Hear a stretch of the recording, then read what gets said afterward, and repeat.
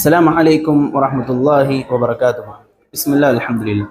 அன்பார்ந்த அருமை சொந்தங்களே, நபிகள் நாயகம் ஸல்லல்லாஹு அலைஹி வஸல்லம் அவர்கள் ஒருமுறை இரவு தொழுகை தொழுது கொண்டிருக்கும் பொழுது, அதுவும் எப்படி என்று சொன்னால் அவர்களுடைய கால்கள் வீங்கி இருக்கின்ற அளவுக்கு தொழுது கொண்டிருந்தார்கள்.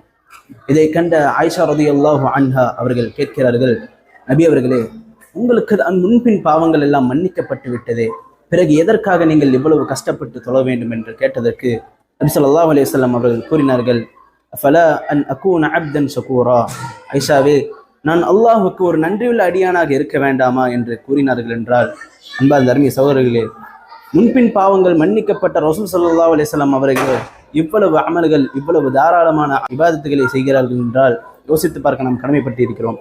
நம்முடைய வாழ்க்கையில் நாம் எவ்வளவு அமல்களை செய்ய வேண்டும், எவ்வளவு இபாதத்துகளை செய்ய வேண்டும் என்று தாராளம் இபாதத்துகளை செய்யக்கூடியவர்களாக, தாராளம் அமல்களை செய்யக்கூடியவருக்குண்டான பாக்கியம்